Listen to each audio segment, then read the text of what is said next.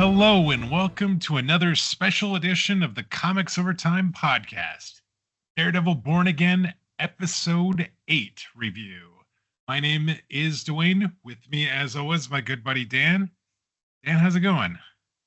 It's going really well. It's been an interesting few days. Got a bunch of stuff going on this weekend. I'm going to be heading down to C2E2 with my kids and some of their friends. It's going to be exciting. If you happen to see a frazzled me wandering around with trying to keep track of like 4 18 to 20-year-olds, stop by and say hi. So there we go. But yeah, I'm looking forward to it. Those of you who followed us over from Moon Knight, I was telling Dwayne, Declan Shelby's going to be there. David Finch is going to be there. Rod Rice did some Moon Knight City of the Dead covers. He's going to be there. So hoping to get some Moon Knight books signed. And then there's a bunch of other great stuff going on as well. So looking forward to a really fun weekend. And I found out, and I messaged this to you, Phoenix Fan Fusion that's coming up the first weekend in June. Mm-hmm. Vincent D'Onofrio and Charlie Cox are going to be there one day. And yes, get your tickets now. And I'm very close to doing just that. And the question is do I actually go and enjoy the con, or do I just go and stand in line just to get a chance to talk / get a signature, maybe a picture with one of those two gentlemen, and feel like that's cool. Probably the part that's going to win out. Absolutely. That sounds like a good time. So conventions are a lot of fun. You need a break from the crazy that's going on. It's always fun to get out and hang with some of the geek tribe a little bit, see what's going on. So. But Dan, we have the second to last episode of season 1 to talk about. So since February 1st of last year, we've been reading through the comic book history of Daredevil in preparation for the new Disney Plus TV show, not knowing when or even if it would actually premiere. Now, last week, we got the identity of Muse, Bastion Cooper, and saw his attempt on Heather Glenn's life. That is until our horned hero crashed through a window and stopped him, with Glenn herself shooting Muse in the process. But as Mayor Fisk would tell it, it was his anti-vigilante task force that saved her. At the end of the episode, Mayor Fisk survived an attempt on his life as well. Now, this week we get episode 8, the penultimate episode of the season, entitled Isle of Glory. We've both seen the episode, so let's talk about what we saw and what it might mean for next week's season finale. That's right, we have only one more episode now, and all kinds of storylines that need to be presumably wrapped up. Yeah. It seems a little bit much to ask from that last episode. Again, going back to Moon Knight, I feel we felt this way about them when we were doing this podcast a couple of years ago, and we're like, there's just one episode, a lot to do. And then it ended up being like 32 minutes, and they just raced through everything. So, yes. And it is the same directors. So we have to worry about that maybe happening again. All right, so let's jump in. But before we get started, keep in mind this is going to be a spoiler-filled discussion of episode 8. If you have not watched this episode of Daredevil Born Again and you don't want this spoiled for you, please pause right here. Come back to us once you've watched it and join in the conversation. This week, we get episode 8 entitled Isle of Joy. We've both seen the episode. Now let's talk about what we saw and what it might mean for next week's season finale. Man, season finale already? How are we going to get... There's too much to cover. There really is. So yeah, this one came out on April 8th. So just yesterday for us. It was written by Justin Benson and Aaron Moorhead. It was directed by Jesse Whittago and Dario Scartapane. And these are the same folks who have been responsible for episode number 1, and then will also be the ones sort of running, there's slight differences, but basically running next episode as well. So we had 6 episodes in the middle, 1 at the beginning, 2 at the end, done by the new people. So this is interesting because you can tell immediately that there's a difference in terms of the people making it. It is very fast cutting. There's a lot going on. There's a lot more where they're trying for action and the like. I'm going to break it down into essentially tracks almost, like following particular people, not going through and doing each scene by scene. But if you think of it in terms of scenes or remember it, we switched back probably a dozen times or more between Fisk and Murdoch and Poindexter and back to Fisk and over to Heather Glenn and back to Murdoch. And it was really almost disorienting, just all of the times where you've got all these things sort of blend into each other. But before we get to all of that, Dwayne, we normally start with our sort of high level. What's the blurb for this week? Yeah, so the Disney blurb on this episode is, at his inaugural black and white ball, Mayor Fisk tightens his grip on New York City. I think that's a very, very well put description of what was happening at the black and white ball specifically. But there's some other stuff that happens in here, very, very important things that happen that have nothing to do with the black and white ball necessarily. Most of the episode, in fact, is not at the ball. It's all sort of leading up to it, though, because we'll see that everybody sort of gathers there in the evening. But the episode, so the episode has an IMDb rating right now of 9.2. That is one of the highest ratings we've had on an episode so far this season. I think that tracks with about where the pilot episode was when we recorded. That's come down a little bit. I think last week's episode was up there about that at the time of our recording of the podcast as well. I think that is bumped down just a little bit as well. So this is considered to be right in par with some of the best episodes we've had so far. Yeah, that sounds good. I will have some arguments with this, by the way, as we move along. But for now, let's just stick to the facts. So again, story flipped wildly from plotline to plotline, that sort of stuff. So we've previously most weeks been following Fisk and we've been following Murdoch. But this week there were a lot more characters to track. So we start with Daredevil, as usual. Matt is a dick to pretty much everybody this week, right? Yep, indiscriminate. Yep, he starts out with Heather. They have a fight where he's angry about the fact that he finds out that she's been working with Fisk as a therapist. They then fight about vigilantes, and Matt sort of just storms out and goes to the office when she's like, "Hey, you gonna go to the black and white ball with me?" He's like, "No, you shouldn't go either." He then gets to the office, insults a client, fights with Kirsten, ends up leaving there as well, finds his way to Josie's bar, where he starts visiting with Josie and Cherry, and eventually realizes that Foggy was actually intentionally murdered, where he finds out that he was opening up that special whiskey that they use, and then that means he knew he was winning a case, and there must have been something, in other words, somebody wanted to stop.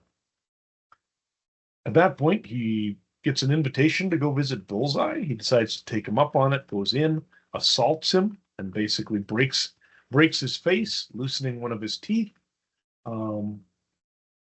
After this is done, he then wanders off to the black and white ball after all, dances a little bit, and then ends up taking a bullet for Wilson Fisk, of all people, just as the episode ends.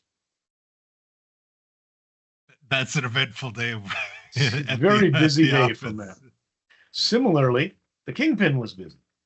So Fisk actually, in the morning, ends up promoting Daniel, his young protege, to be deputy mayor for communications.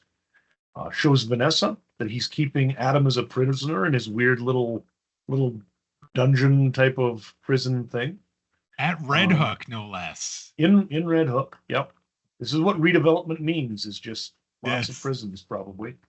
And then he spends the evening as well, dancing with his wife, dancing with Heather, and going around extorting rich people, including the swordsman. So it also sounds like he may, in fact, be kidnapping some of the rich people and holding them hostage and extorting their husbands and wives. So that's awesome. We also spend a lot of time following Bullseye around. start out with him, in fact, where he's taken out of his protected custody, put into general population, has his visit with Matt, where he gets his tooth loose. He then basically says, "Hey, thanks, appreciate it," because now that he's got a tooth loose, that essentially gives him a weapon. And at that point, once his tooth is knocked out, he uses that essentially as a weapon to murder first one guard and then dozens of people as he breaks his way out of prison.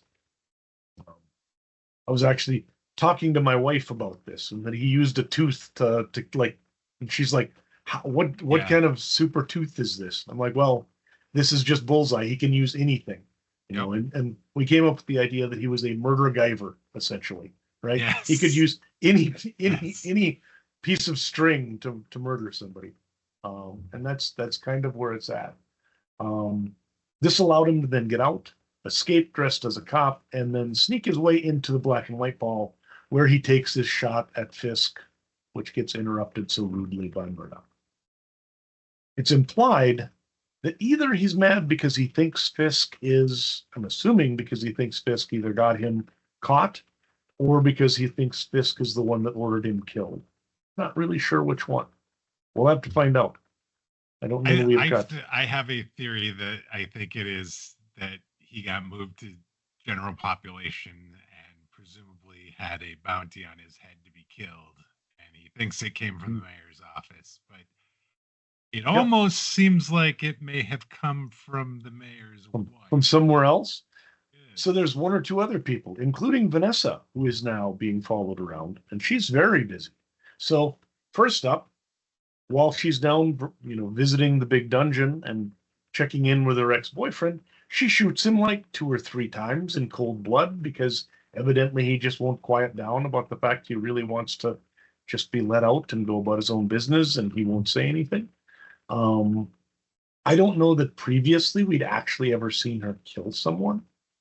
So this was new to me. That, the idea that just there's one thing to do the business chicanery, but to just in cold blood shoot somebody basically 2-3 times in the chest and head, that is a level of cold that, that you got to change your opinion on her a little bit at that point, maybe.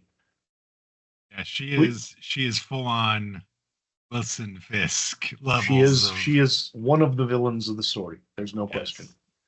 We also learned that she did indeed set up Luca, because her and Wilson are talking about how he needed to go when he was becoming kind of a loose cannon.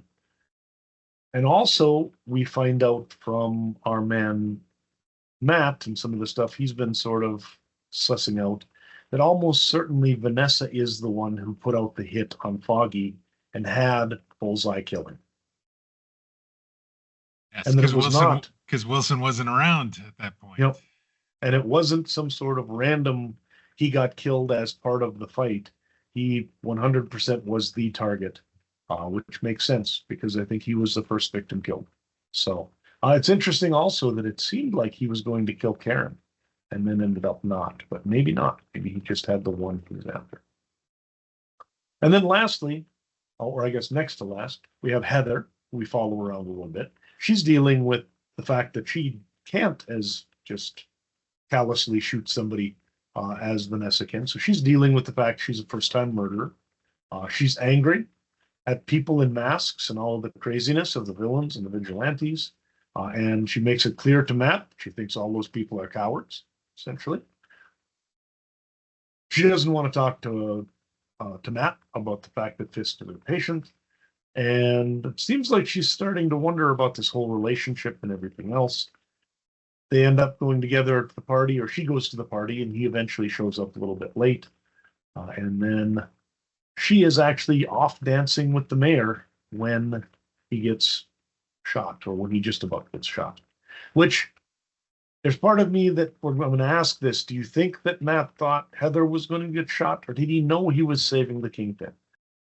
I think he was specifically saving the Kingpin. I do too, and it makes me angry.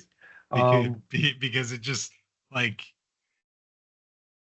there would be no reason. There would be no reason for Dex to shoot Heather. Like, she's nobody really to him. Why would he hurt one of Daredevil's girlfriends? That's crazy. Yes.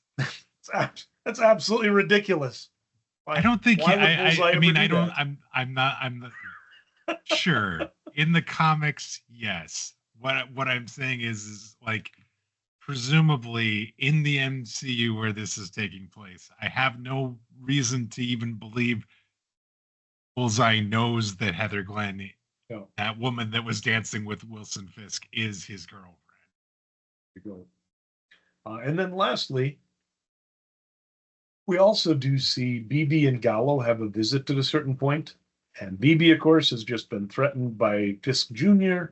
And the Commissioner Gallo has been sort of intimidated by a bunch of Punisher cops who literally stick some guy's hand in a fryer because he brought a phone into the event. And they're basically just kind of talking and going, what can we do about this? So it sounds like there is now a little bit of a sort of a rebellion or a resistance forming that is maybe going to start ramping up over the next while here as well.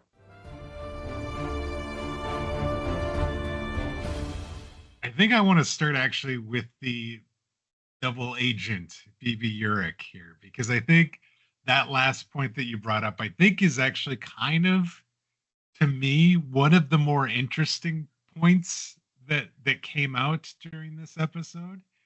And we've seen all these reports throughout the season with her and kind of gauging the person on the street and trying to get a gauge as to what things actually are. But I thought it was interesting. So she's running the task force took down Muse because Daniel Blake threatened her. Yep, exactly. And with at the end of the last episode, and it's interesting to me because she reveals to Gallo during their discussion that not everything that she writes is under her name, and so there's sort of this implication that she's trying to expose the truth under a different name, while also sort of placating the powers that be so that she can continue to keep getting access to presumably get the information that ends up being their downfall. And I think I never thought that character felt like to this point was that double agent sort of thing, but I think it makes sense when you think about who her uncle was, Ben Urich. He was definitely, I think, that clever, and so the fact that apple didn't fall that far from the tree, I think it makes a lot of sense. I also thought it was amazing that Gallo revealed to her that Wilson Fisk was the chief suspect in her uncle's death, and to my surprise, which she already sort of knew. She already knew, yeah. So I just think I think actually what the downfall of Kingpin is going to be is not going to be just Matt Murdock as Daredevil. It's going to be BB Urich exposing some of this stuff that she gets access to because of Daniel, and just because of her proximity to the mayor's office through Daniel. I think she's definitely going to be the downfall of Daniel. Yes. That him knowing her is going to get him killed, probably. Something's going to get him killed sometimes. He basically says, "I would burn for you," or something. And, yes. And yes. Fisk is like, "Yes, you will." Or, yeah. that feels like words that are just a little too literal, if you know what I mean. There are those sorts of businessmen that basically everybody around them always ends up in jail or broke, and they always are fine. This is going to be the case for Daniel. He's going to have a rough go of it at some point. So basically what we're looking at, though, is almost like they used to have the little Archies and stuff like this, which were tiny versions of the Archie characters. I almost think that that's what you're developing with Daniel and BB, is it's a tiny little version of like Wilson Fisk and Ben Urich that are wandering around, taking the places of where those characters need to be in the storyline of the Marvel Universe. Now, the fact we still have an actual Kingpin makes that a little weird, but you need that reporter, and she's taken the place. And to make it seem reasonable, I think you need a stand-in for the Kingpin, because him spending that much time talking to a, college age reporter for a blog just doesn't make any sense. No, So, it definitely doesn't. So yeah, you know, Daniel is playing the good surrogate here. it's going to be interesting to see how this goes. I am worried for BB because she's obviously in over her head. She's probably not got Black Widow training or whatever she would need to be able to safely live in the world that she's currently infiltrating. So it's a dangerous, dangerous game she's playing. Yeah. But hopefully it will work out all right. That is the sort of character that if she ends up being killed, I think that would leave a bad taste in a lot of people's mouths, because that's not the sort of character you want to see meet that end. So no, definitely not. Do you have a comment here about Poindexter, Bullseye, and something the directors said leading into this episode? I've been listening to interviews with them over a while, and they even had another one on a YouTube podcast that I listened to just recently, where they talk about the fact that Poindexter Dex is essentially one of their favorite characters, and that he's someone that they think if it wasn't for the Kingpin, he might have been all right. He might have just been a guy who sort of kept to himself and went through life and never turned into this horrific murderer. And that because of that, they look at him as someone who, in actual fact, people should sort of feel for and empathize, where you can kind of understand where he's coming from. I don't get it. I think he's just a hardcore psycho. I mean, this is a guy who he killed somebody when he was how old, didn't he? Because even when he was a child. Yeah, I want to say very, very young. I don't remember. I think it was like as a baseball player, right? He killed somebody when he was, I don't know, teenager 10, 12. Yeah. And so, this is not a normal person, and it's someone who has done so many horrific things and has so little regard for human life. I just don't get the idea that somehow he is almost like a third protagonist, which is, I think, the way they're setting him up within the storyline. And we'll see how this goes. How do you feel about that? Is he someone you would empathize with? Yeah, I mean, this is the first I'm hearing of it, so my initial impression is, oh my God, how exactly am I supposed to empathize with this character? Because, like, I think it part of it is just the brutal way in which he is massacring people and is not remorseful about it in the slightest. It is a means to an end for him, and like, I don't know how you empathize with that. I find that really hard to empathize with. Empathize with someone who has obviously no empathy for other people. Yeah, it is one of the problems that I think we have a lot of times in comics these days, is characters that are truly, there are comics where Thanos is the main character and is played essentially as a protagonist, in that he's the guy you're following in the story. And I have trouble with those. Just like, how do I get behind Detective Thanos or whatever he is, who's, solving this crime? And that's sort of the way with this. No matter what Bullseye does, I just hate the guy, and I wish he'd take a bullet to the head. And maybe that makes me non-empathetic, but I've had it with this guy over the last 30 years or whatever of it. There's a lot of characters on this show that I can see how you can have empathy for. I don't see that for this one. Like, there's even, as difficult as it is for me to say, I mean, you could even make a case that maybe there is some shred of empathy someone should have for the Kingpin, but I just don't see I just don't see where that is for Benjamin Poindexter. Yeah, I would agree. So, but it's interesting because that is the way they are playing it, is that he Yeah. is a he is a character who is, almost like this tragic character whose life was brought low by his running into the kingpin. Um, we'll see how it goes. I have my questions. Sure. So in keeping with sort of the villains of our story, it was an interesting week for Vanessa. Absolutely.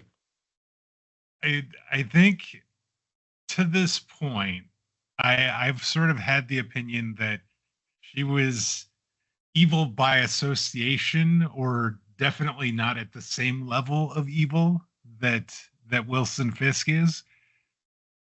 But I feel like we may have turned a page on that, and she seems just as cold-blooded, just as calculated, just as capable of just heinous acts as Wilson Fisk is. And I think that, that Hannah Arendt talked back in the day about something called the banality of evil when dealing with some of the SS soldiers in World War II and things like this. And it's that idea that most people who do evil think of it as though they're just parts of a machine. They're just bureaucrats, and what they do is a job, and their job isn't actually killing people. Their job is just to make a business deal. And if that deal happens to bring millions of people suffering in terms of, you know, drug addictions or whatever, that's not really their fault. They were just doing their business deal within the greater ecosystem. I think that you could make an argument up until this week that really Vanessa was sort of almost a character who was playing this part of, she's very good at business, she's very good at finance, somebody who'd been dealing in expensive art sales for a long time and this sort of thing. There's just somebody who naturally had the ability to make money and organize things. But after this week, I think that it's the shark has jumped on that particular reading, because Yeah. now she is a cold-blooded killer, and Yes. not just somebody who kills someone, you know, sort of randomly, but this is a person that she knew. This was someone who theoretically she at least cared about a little bit and the like, Right. and she just flat out murdered him. Also, it's obvious that she has no interest in going sort of legit with the businesses. And in fact, even as Fisk is talking about how a lot of her work has allowed them to now do more legitimate things, she's like, yeah, but that does not make us as much money, you know? Yeah. And so I think both in terms of her interest in continuing to work within crime, even when it's unnecessary, and just the fact that she has now graduated to being not just somebody who would order someone killed, but to someone who actually would do the deed, What would pull the trigger? Yeah. pull the trigger herself, quite literally. Um, we have to really raise the stakes on her from just somebody who is very morally gray and questionable and maybe out of their depth, to someone who is just flat out a big bad in their own right. Yeah. Mm-hmm. Yeah. It is quite something. So the scene in the basement of the building in Red Hook where Adam is being held hostage, and they show the table and they show the key. I didn't even see the gun or a portion of the gun that was on the screen She had the right choice. there next right next to it. And my wife did, and she's like, "Oh God, she's going to shoot him." The you know and I'm just like, I didn't even see a gun, and then 2 minutes later, shot to the head, and he's gone. And it's just like, I had to watch it a second time, and sure enough, yeah, there is the barrel of a gun that's just sort of it's not the focal point. It just happens to be in the shot as well, a portion of it. So you'd clearly say that, well, so it's like I kept my promise. He's not dead. And then she's like, yeah, but he's not a part of us. And so this needs to happen. Kudos to you, by the way. We're 1-1 now on the are they dead? Because I was correct that the cops were not dead, and you were correct that Adam was not dead. So such is the way that people are hardier in the Daredevil universe than we thought they are. The average person apparently is much hardier than one would think, given the ragdoll physics that they are going through. Yes. So yeah, no, that was a tough one. It was, and I think at this point, if you really asked me, if Vanessa and Fisk ended up on other sides, who would I bet on? I'd have a tough time deciding. But I think if it came down to it, she would shoot him in the head, and I don't think he would shoot her in the head. So probably I would have to give her the nod. Yeah, I think you're probably right there, actually. There is this one blind spot that he has that I'm not so sure that she does, and she knows that she is his blind spot. Yep. She seemed to be plenty happy with him gone.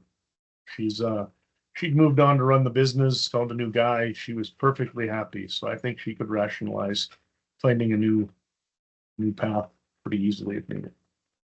But anyways, so yeah, we'll see how that goes. The other thing there, of course, is that there is that question, kind of like with Daniel, we're going to have, kind of like we have with Dex. To what extent is Fisk just this malevolent presence, almost like this evil mist that surrounds people? And if you're in his orbit for too long, you just rot. And I think that there is a little bit of that as well, that he truly brings out the worst in everybody, And so some of this probably, if I would say if Vanessa had not met Fisk, she would not be a murderous super criminal right now. She would be a high-end art dealer someplace, And so there are some people who are opportunistic or who have been drawn in, and then there's others like Poindexter. I don't know that I buy that he would have been a peace-loving citizen without meeting Fisk. I think he was a time bomb in any case. But yeah, we'll see. So other than that, before we get to some of the bigger questions, use of color. You had a note on this you wanted to talk about. What's going on with that? Yeah, there is something that really struck me about this episode, specifically watching it for a second time, was the use of color throughout this episode. I feel like we've seen where they've used cinematography and they've used black and white and some red throughout the first few episodes to really sort of hammer home kind of good versus evil and sort of playing up the angel versus demon aspect and that sort of thing as well. But I thought it was interesting that we, like, right at the very beginning of the episode, we get this blue rose in the prison outside Poindexter's cell, and then when he's about ready, or when he does his Dex things and starts murdering people, we get this blue hue over the action, and sort of he's locking in that. And then again, right before he takes that final shot at the black and white ball, you have this blue color that sort of permeates the look of the screen, and it so clearly kind of shows with color what whose point of view you're really looking at right now, and what you're sort of experiencing, and we saw that with red too. There was a lot of use of red here. The ending scene, Daredevil is, Matt Murdock's lying on the ground and the screen turns red, and he's bleeding out, but he's also, Daredevil in a red costume, and even like Vanessa and Wilson Fisk. Wilson Fisk went back to the white suit this week for the first time. Yes, he did. Since the end of season 3, and sure enough, it ends up with blood all over it before the end of the episode. And Vanessa, her dress is red, and she's the one that's been kind of calling the shots, ordering to have people killed. And so, using the dress to sort of show her guilt in all this. I loved the way they were showing early on about kind of giving us how the senses worked by using cinematography and some lighting and some things to show that he was listening to conversations far off. But I loved the way they used color here to sort of show perspective and kind of remind people of things on a subconscious level. Well, and the interesting thing too is that then the directors talked about this, how they actually, one of the is it a gaffer or somebody had redone one of the sets so that they could turn it into like a party place and have like strobe lights flashing or whatever. And they're like, it's kind of this mood thing works. And so then they decided to do the blue, and they've got all of these that have gone through where white is the color of Fisk, and red is the color of Matt, and blue is the color of Bullseye, and whatever.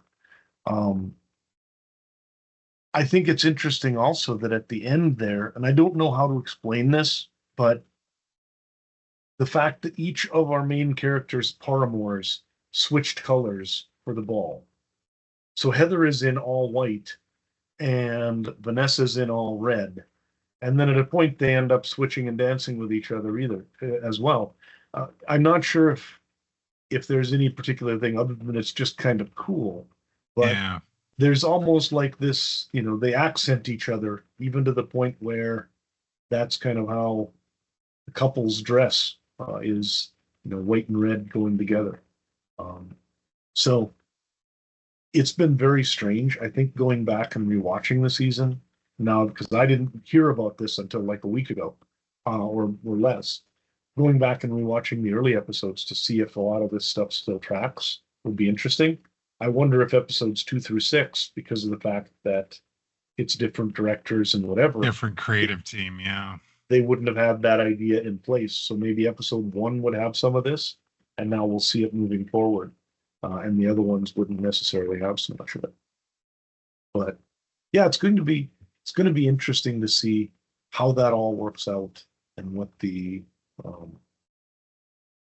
what they do in terms of visual cues with other things moving forward and stuff like that. Kind of see what all might be out there. Yeah, no, I really liked it. It's sort of like a nuanced thing, and it's one of those things that I don't think it's something that I would have noticed if it had not been there.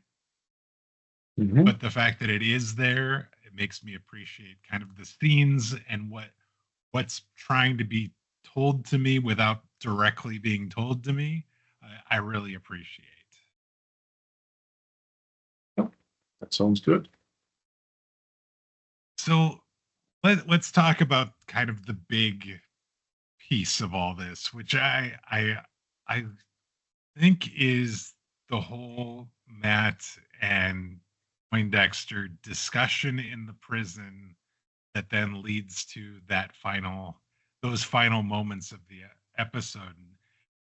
I think the first thing that really jumps out to me was that how tense that discussion between those two characters were. It reminded me a lot of the Frank Castle Matt Murdock discussion a couple weeks ago. It was very tense and very heated, and there were F-bombs flying and all this sort of thing. And Matt Murdock isn't crying in this, but he is pissed off and ends up bouncing his head off the table a few times. But I thought it was interesting the comment that that Poindexter makes in there about halfway through. He says, I'm pleading for my life. In another time, in another place, you'd be defending me because that's what good men do. They defend their worst enemy. And I was like, that is really an interesting statement. And like, I don't know. It just, and then to then have Matt Murdock end up taking the bullet for Kingpin at the end of the episode, it's like, wow, he actually did it. He wasn't willing to do that for Poindexter, but he took a bullet for the Kingpin. This is a frustrating thing because I think that it really is one of the things we're starting to see. And I don't know how they're going to deal with this, or if it's even intentionally what they're going to deal with eventually, how they're going to resolve it. But right now, I think that what you're seeing with Matt Murdock, when we look at everything that's got him bubbling up about the legal system and everything else, is that perpetually what he's doing is he's doing the right thing. And somebody else then undermines him. And he's following the rules. And his enemies or the people against him are not following the rules. And they keep winning and he keeps losing. Yeah. And this is the whole idea of, he gave up being Daredevil and decided that he was going to follow the rules. And what he's increasingly realizing is that rules are for suckers. Yeah. And he basically said as much to Kirsten in the hallway after berating their client. And America is showing us at this point that rules are for suckers. Yeah. Unfortunately, that's what it's coming down to, is that you can get away with an awful lot of things if you're just willing to have no ethics. And so essentially the problem that we're having is that Daredevil is now at that point where, you look at it and go, why would you take a bullet? Because this is the problem I've always had with Batman. It's one thing for the Batman to kill the Joker. There's so many times where all he has to do is just, not be quite so fast getting to the cliff and the Joker's going to go over. But no, He saves him every time because that's the kind of guy he is. And he helps kind of, saves his worst enemy. I don't know how they're going to resolve this, but I know that it is a difficult thing. And there is this idea that in any battle between Bullseye and Daredevil, between Kingpin and Daredevil is at a disadvantage because he has rules. Yeah. Which, may flip on this. And they know it too. Yep. And in fact, that's basically what Bullseye is admitting in that discussion is he's like, you're the good guy here, not me. So you would come to my aid before I would come to your aid. Yep. It's the same problem Fisk may have on the double-edged sword of this with Vanessa, is that he has rules and she may not have rules.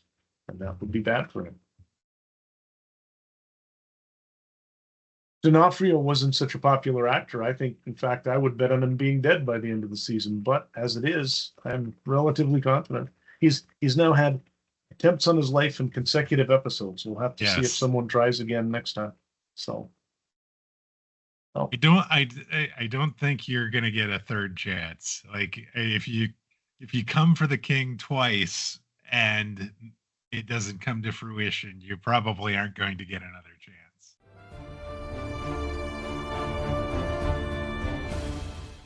All right, I think that wraps up our main discussion topics for this week. Dan, do you have a big question for us as we wrap things up?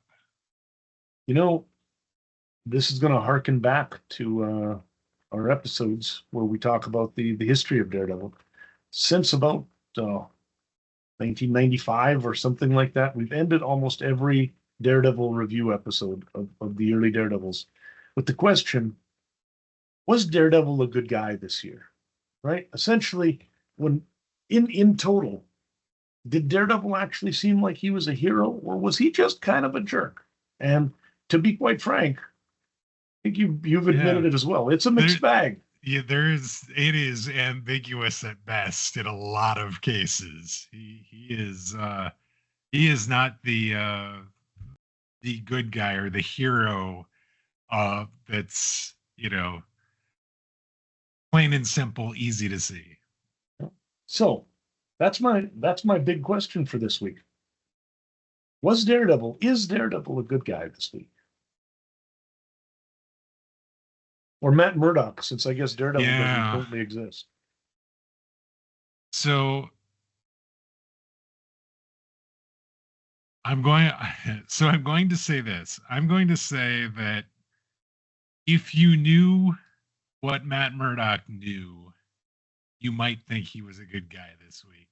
If you're somebody like Heather Glenn that has a lot of questions, he just seems like a freaking psycho, basically. Like, not quite to Benjamin Poindexter's level of psycho, but he's kind of off the deep end, as it were. And I like even Kingpin says he seems a little overly exercised this evening, as they're as they exchanged partners and are on the dance floor there. And he definitely is frazzled to the point where he's blowing up his relationship at work. He's blowing up his relationship with his love interest. He is alienating himself from all his remaining friends. It is hard to look at that person and see a good guy. So I'm gonna throw one more wrench in this, just because. Okay. So I think that yes, he is difficult and almost borderline abusive in his relationship this week. He's a terrible boyfriend, especially considering what Heather's just gone through, right? He is a terrible partner at the law firm. He's the worst. He is the worst. And he's also a really bad lawyer again. So he's doing everything wrong there. The main thing, though, and of course, at the end of the episode, he gets in the way of the bullet that would have solved an awful lot of New York's problems, which in and of itself, may make him a bad guy just for stopping another bad guy from killing the Kingpin. But the thing I want to concentrate on is he went to visit Bullseye. And he crashed his head into the table 3 or 4 times or more because he was angry that things weren't going the way he wanted in that conversation. Right? After he did that, Bullseye said thank you. Yeah. It was his violence against him, loosening his tooth, that gave Bullseye the ability to essentially get out of Gen Pop and into the infirmary, and it gave him a weapon in terms of a loose tooth. Right. Daredevil wants to. He needs something from Dex. What are the chances he knew at some level that what he was doing was going to give him the ability to break out? And in that case, that all of the deaths that have resulted this week are at least in part on Matt Murdock's shoulders. I mean, one would think it would not be hard to figure that out. Like he himself said, he's trying to figure out bargaining his way out of his situation. That he wants to be free, and he is the type of person that is thinking of multiple ways in which he might be able to escape, and what does he need in order to actually have that happen. He just needs a weapon, any sort of weapon, and whether it's because he wasn't thinking or because he actually did sort of on a level want Poindexter free? I don't know, but it just sort of seems like, yeah, that it is Matt Murdock's fault that I that mean, Bullseye is free. even the way you're describing it there, at absolute least, it's essentially like a manslaughter of, reckless driving or something like that. To Right. to initiate some sort of an action that can result in Bullseye getting free. So I'm going to come down and say Matt Murdock is not a hero this episode. He's not even really a good guy. He is, in No. actual fact, it's episode 8 of 9. He is in that dark tea time of the soul. He is just a shit right now. And he's really got some growing to do and some sort of things to atone for. And we've seen him at this sort of point several times in the Repeatedly. comics. Yeah. Repeatedly. Man just doesn't learn. So yeah, but I also, I mean, we'll see how it goes. But so that's what I'm looking at it and going. One thing I had a tough time with this week, and I didn't love the episode as much as some folks out on. I've looked a lot on social media. IMDb is obviously high on it. Whatever. I thought this episode was it was kinetic and it was ultra violent, but it really didn't have a lot of soul to me. I felt it was like, they were just plunging people's hands into hot oil because they could, because that was shocking. And there were some shocking elements. It was shocking when she shot the guy, but I'm I don't know. And here's the thing. So I've already seen on social media that there is that the directors are talking about some ultra violent, shocking moment that is coming next week. And it's like, Great. we just saw an episode full of just almost just heinous violence. No. And we're gonna presumably see more of it before this And season. episode 1 was so bad. My wife refuses to watch the show with me. We watched the first episode, and about halfway through, sort of during the hallway, maybe not even that, during the hallway scene when Bullseye just shot some woman because she stepped out and looked in the hallway to see what was going on as he was rampaging That's through. right. She's like, I just don't. This doesn't interest me, and she shut down and she has not returned. And I wonder how many people are going to do that. They talk about the viewership numbers. If you have any kind of questions about whether you want John Wick level violence, you're not going to make it through the first half of the first episode.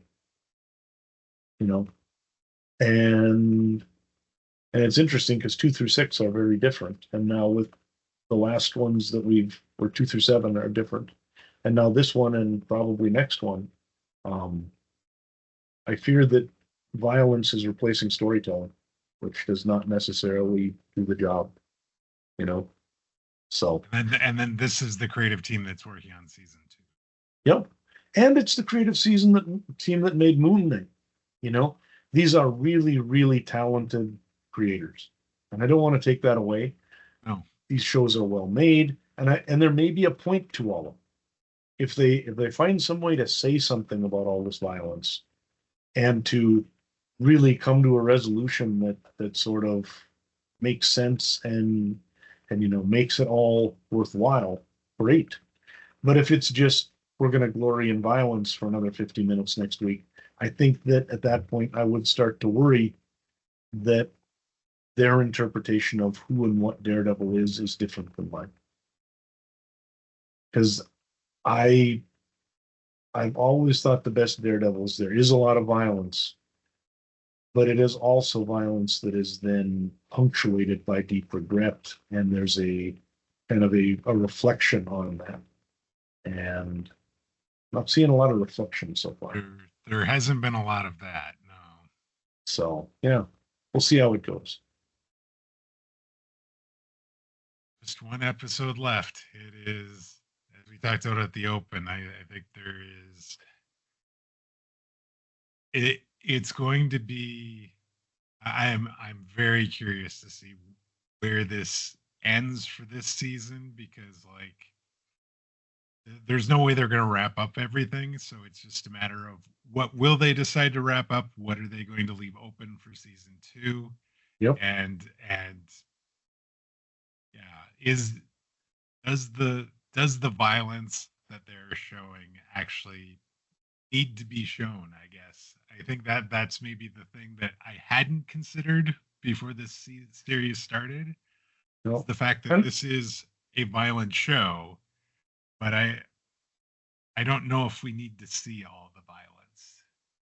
well, and it's again, I mean, it is Daredevil. This is a comic book movie and the like, or comic book show. And so there's going to be action, there's going to be that sort of thing. But a lot of this seems like it is verging more on like torture and torture porn than it is superhero violence or superhero action, you know? And so we'll see. I just find it interesting that there are a lot of people, especially folks who are the folks who post regularly on the internet, who are super excited that these episodes have become this violent. I have I have qualms in some ways, partly because I wonder how well this actually does play on the Disney Channel, having people's hands put into fryers and women shooting their ex-boyfriends in the head and stuff like this. So we'll have to see.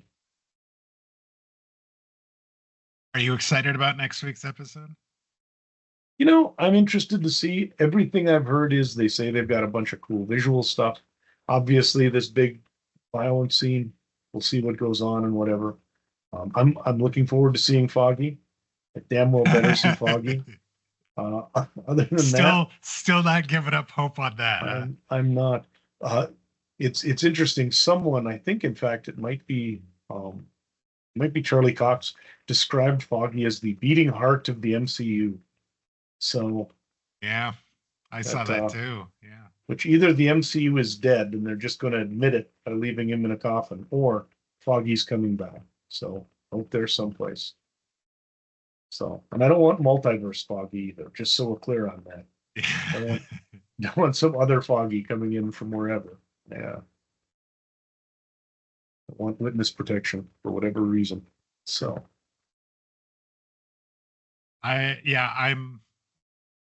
I'm cautiously optimistic and that I'm going to be satisfied with the final episode of the season.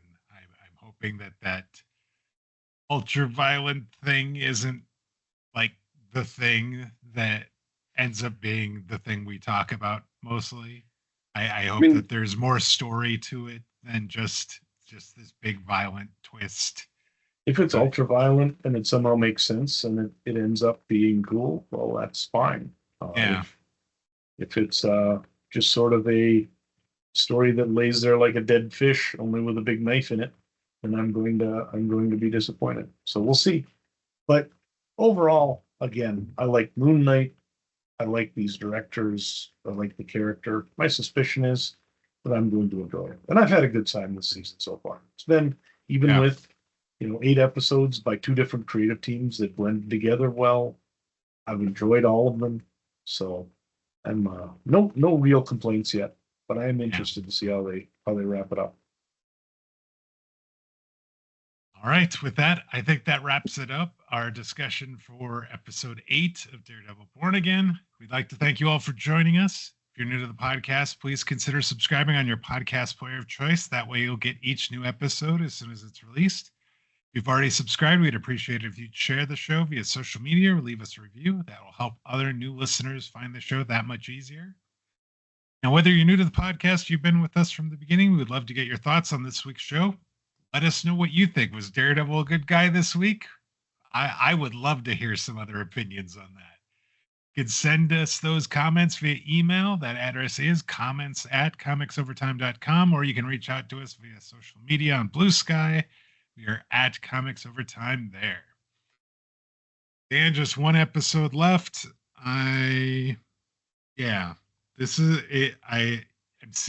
I'm trying not to look at all this pictures and talk of what's might be going on for season 2. We've got one more episode that we need to get through first. Absolutely. 1 week.